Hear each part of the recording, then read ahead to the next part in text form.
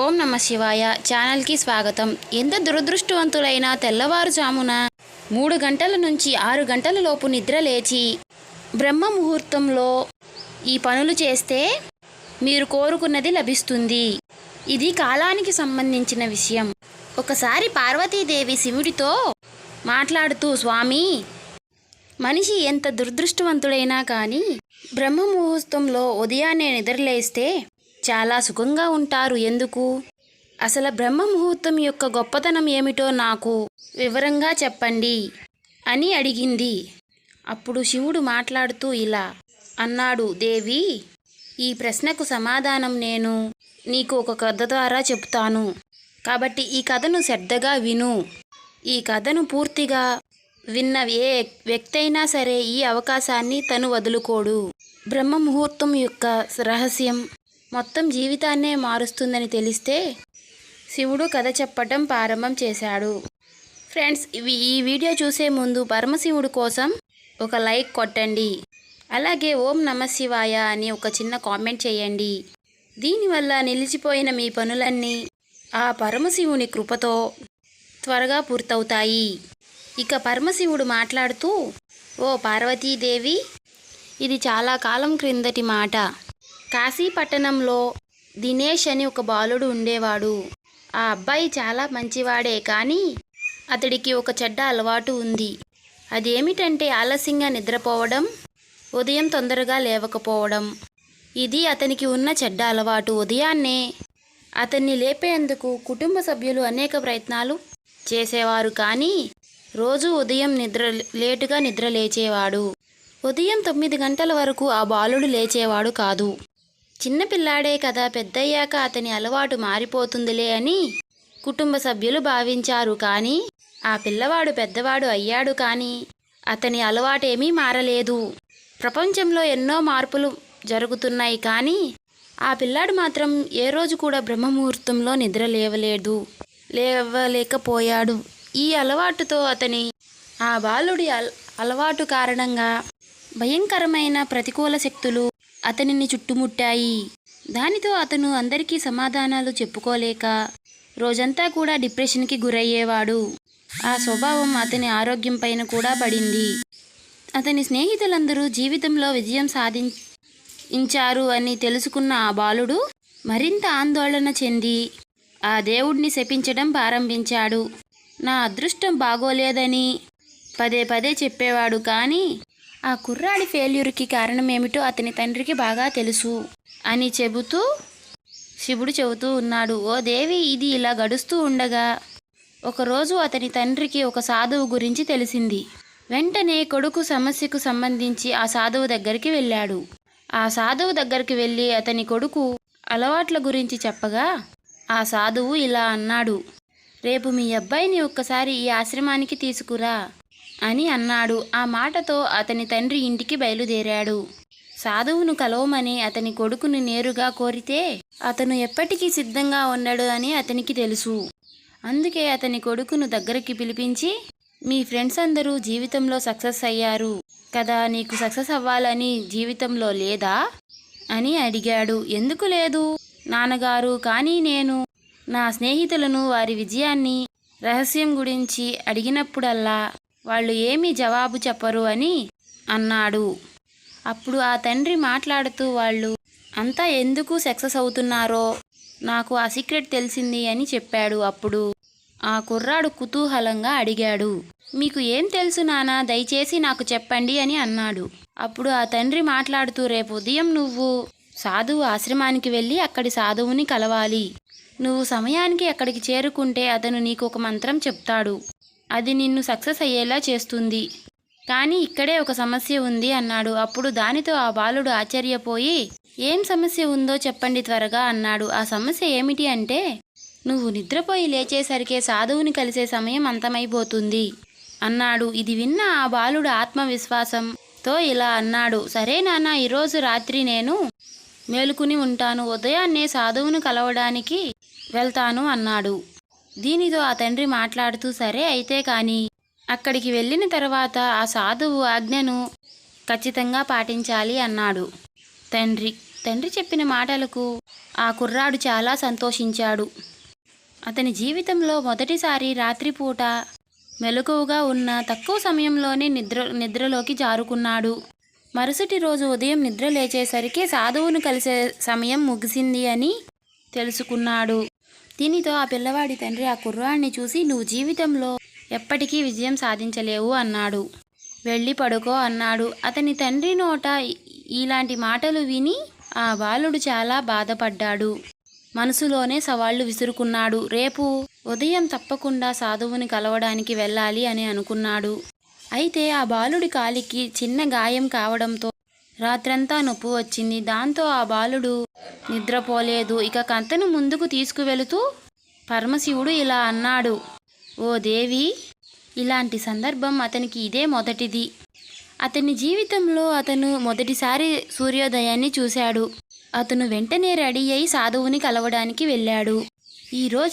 ఈరోజు అతని అనుభవం పూర్తిగా భిన్నంగా ఉంది.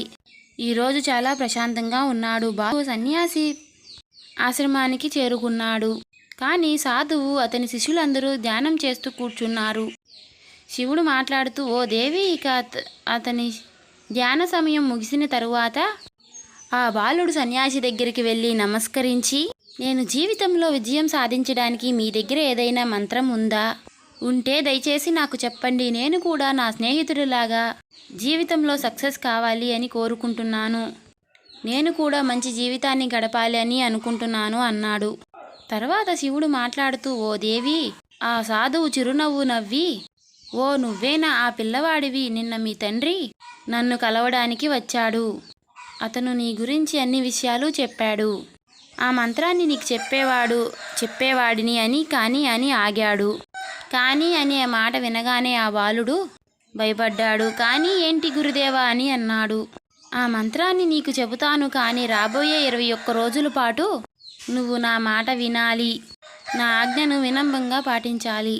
అప్పుడు నేను 21 రోజుల తర్వాత ఆ మంత్రం నీకు నేను చెబుతాను. అప్పటి వరకు నేనేది చెబితే నువ్వు అది ఖచ్చితంగా చెయ్యాలి. నువ్వు సక్సెస్ కాకపోయినా కానీ నీ పని మధ్యలో నువ్వు సంకల్ప బలం తగ్గినా అప్పుడు ఆ మంత్రం ఎటువంటి ప్రభావాన్ని చూపదు అని అన్నాడు. అప్పుడు దృఢ సంకల్పంతో ఆ బాలుడు ఇలా అన్నాడు, మీ ఆజ్ఞలన్నిటినీ నేను వినంబిస్తున్నాను. రాబోయే 21 రోజుల తర్వాత నేను మీ బానిసను. మీరు ఏది చెబితే నేను అది చేస్తాను. నేను కేవలం ఆ మంత్రం గురించి మాత్రమే తెలుసుకోవాలి అనుకున్నా అని అన్నాడు. అప్పుడు పరమశివుడు మాట్లాడుతూ, ఓ దేవి, అప్పుడు ఆ సాధువు బాలుడితో రేపటి నుండి నీ పని ప్రారంభమవుతుంది. నువ్వు ఈ ఆశ్రమంలో నివసిస్తావా అని అడిగాడు. ఇక ఆ బాలుడు ఆశ్రమంలో ఉండడానికి ఓకే అని చెప్పాడు. ఇక్కడ నివసిస్తున్నప్పుడు బ్రహ్మ ముహూర్తంలో నిద్రలేచి ఇతర శిష్యుల మాదిరిగా ధ్యానం చేయాలి. అదే సమయంలో ఆశ్రమ పనుల్లో కూడా సాయం చేయవలసి ఉంటుంది. ఈ ఆలోచన విచ్ఛిన్నం కాకూడదు అని గుర్తుంచుకో అని అన్నాడు గురువుగారు. ఇక ఇప్పుడు ఆ బాలుడు కూడా సాధువుతో ఏకీభవించాడు. మరుసటి రోజు నుంచి అతని పని ప్రారంభమయ్యింది. ఇకను అతను ఒకేసారి అతని సంకల్పాన్ని నెరవేర్చాడు. వారం తర్వాత అతని సంకల్ప బలం తగ్గింది. ఎందుకంటే అతను 8వ రోజు పొద్దుపోయేంత వరకు నిద్రపోయాడు. అతను నిద్ర లేవగానే నేను ఎంత పెద్ద తప్పు చేశాను అని అనుకున్నాడు. అలాగే ఏడుస్తూ సాధువు దగ్గరకు వెళ్ళి, ఓ గురుదేవా, నా సంకల్పం విచ్ఛిన్నమయ్యింది. ఇప్పుడు నేను జీవితంలో ఎప్పటికీ విజయం సాధించలేనని ఏడుస్తూ చెప్పాడు. అప్పుడు ఆ సాధువు అని అతనికి నచ్చచెప్పి, మళ్ళీ ఇంకొకసారి ప్రారంభించు అని, మళ్ళీ సంకల్పం తీసుకో నాయనా అని అన్నాడు. అప్పుడు ఆ బాలుడు సాధువుతో మాట్లాడుతూ, ఉదయాన్నే లేవాలి. ఇక్కడ ప్రజలందరూ ఎందుకు అంత తొందరగా ఉదయాన్నే లేస్తారు అని అడిగాడు. దీంతో సాధువు ఆ బాలుడికి నచ్చచెబుతూ ఇలా అన్నాడు, ఉదయం లేవడం వెనుక బ్రహ్మ ముహూర్తంలో నిద్ర లేవడం వెనుక ఒక గొప్ప శాస్త్రం దాగి అని వివరించాడు. దీనితో ఆ కుర్రాడు మాట్లాడుతూ, దా శాస్త్రం గురించి చెప్పండి అని అన్నాడు. దీనితో సన్యాసి మాట్లాడుతూ, నాయనా, రాత్రి సమయాన్ని 4 భాగాలుగా విభజింపారు. ఇందులో మొదటిది రుద్రకాల్. దీని సమయం సాయంత్రం 6 గంటల నుండి 9 గంటల వరకు ఉంటుంది. రెండవది రాక్షస కాలం. దీని సమయం 9 గంటల నుంచి రాత్రి 12 గంటల వరకు ఉంటుంది. ఇక మూడవది గంధర్వ కాలం. దాని సమయం అర్ధరాత్రి 12 గంటల నుంచి 3 గంటల వరకు ఉంటుంది. చివరిలో వచ్చేదాన్ని మనోహర కాలం అని అంటారు. ఈ సమయాన్నే బ్రహ్మ ముహూర్తం అని కూడా అంటారు, లేదా అమృతకాలం అని కూడా పిలుస్తారు. దీని సమయం తెల్లవారుజామున 3 గంటల నుండి ఉదయం 6 గంటల వరకు ఉంటుంది. యావత్ ప్రతికూల శక్తుల నుంచి నిద్రాణ శక్తుల్లో ఉండి సానుకూల శక్తులు చురుకుగా ఉండే సమయం ఇది. బ్రహ్మ ముహూర్తము అంటే దైవ ముహూర్తం. బ్రహ్మ ముహూర్తము యొక్క అర్థం దేవతలు సంచరించే సమయం అని అర్థం అని చెబుతూ సాధువు ఇలా అన్నాడు. ఈ సమయంలో దేవతలు భూమిపై సంచరిస్తూ ఉంటారు. ఆ సమయంలో మేలుకునే మనుషులపై వారి యొక్క సానుకూల ప్రభావం పడుతుంది. బ్రహ్మ ముహూర్తము అనేది ఎలాంటి సమయము అంటే ఈ సమయంలో మనిషి యొక్క మనసు పూర్తిగా సమకూలంగా ఉండి ఏ విధమైనటువంటి ఆలోచనలు లేకుండా ఉంటుంది. ఆ సమయంలో మనిషి తమ పుస్తకాన్ని తెరిచి పాఠాన్ని అధ్యయనం చేస్తే దానిని ఎప్పటికీ మర్చిపోడు. అది ఎన్నటికీ గుర్తుండిపోతుంది. ధ్యానాన్ని అర్థం చేసుకోవడానికి మనం ప్రయత్నించే సమయం ఇది. ఈ కారణంగానే ఆశ్రమంలోని శిష్యులందరూ, ప్రపంచంలోని ఎందరో జ్ఞానులు బ్రహ్మ ముహూర్తంలోనే నిద్ర మేలుకుంటారు. పురాణ కాలంలో కాంతి వనరు లేనందువలన ప్రజలు తమ సమయంని సూర్యాస్తమయంతో ముగించి సూర్యోదయంతో ప్రారంభించేవాళ్ళు. ప్రకృతి వలన మనిషి బతికేవాడు. ఇది ఒక ప్రాచీనమైనటువంటి పద్ధతి అని చెబుతూ పరమశివుడు మళ్ళీ ఇలా అన్నాడు. ఓ దేవి! అప్పుడు ఆ బాలుడు మాట్లాడుతూ, సరే గురువుగారు, నేను రేపటి నుంచి మళ్ళీ నా సంకల్పాన్ని ప్రారంభిస్తాను. కానీ బ్రహ్మ ముహూర్తంలో నేను లేచిన తరువాత ఏం చెయ్యాలి అని అడిగాడు. అప్పుడు సాధువు మాట్లాడుతూ, బ్రహ్మ ముహూర్తంలో ఏం చెయ్యాలో ఎలా చెయ్యాలో నేను చెబుతాను, జాగ్రత్తగా విను అని అన్నాడు. అన్నిటికంటే ముందుగా భూమాతపై కాలు మోపే ముందు లేవగానే లేచి భూమాతకు నమస్కరించాలి. తరువాత 2 అరచేతులను చూసుకోవాలి, మీ అరచేతులను. అలాగే ఈరోజు సూర్యోదయాన్ని చూసే అవకాశం మీకు ఇచ్చినందుకు దేవుడికి కృతజ్ఞతలు తెలియజేయాలి. దీని తర్వాత నిత్య కర్మలు మరియు స్నానాలు ఆచరించాలి. స్నానం అనేది శరీరానికే కాకుండా మనసు యొక్క స్వచ్ఛతను కూడా పెంచుతుంది. స్నానం చేసిన తర్వాత మెడిటేషన్ ప్రక్రియ ఉంటుంది. బ్రహ్మ ముహూర్తంలో జ్ఞాన వ్యవధి 21 రోజుల పాటు ఉంటుంది. ఈ ప్రక్రియను ఎప్పుడు చేస్తారంటే మీ కోరికలు తీరనప్పుడు చేయండి. ఇది ఎలాంటి సమయము అంటే ఒక వ్యక్తి తన ఆసన చక్రం ప్రక్రియ చేయడానికి చేసే సమయం అని ఇది చెబుతూ శివుడు మళ్ళీ ఇలా అన్నాడు. ఓ దేవి! ఆ సాధువు 2 కనుబొమ్మల మధ్య ఆత్మచక్రం ఉంటుంది. దీనినే సంకల్ప స్థలం అని కూడా అంటారు. ఈ చక్రంపై ధ్యానాన్ని కేంద్రీకరించినప్పుడు మన కోరికలను పదే పదే పునరాత్మతం చేయడం వలన ఆ కోరిక కేవలం 21 రోజుల పాటు తీరిపోతుంది. ఒకవేళ మీ మనసులో తీరని కోరిక ఉండి దానిని మీరు నెరవేర్చుకోవాలి అని అనుకుంటే అన్నిటికన్నా ముందు ఆ కోరిక ఏమిటో నివృత్తి చేసుకోవాలి. మీకు ఏం కావాలో ఖచ్చితంగా నిర్ణయించుకోవాలి. దీని తర్వాత జ్ఞాన పద్ధతిని నిర్ణయించాలి.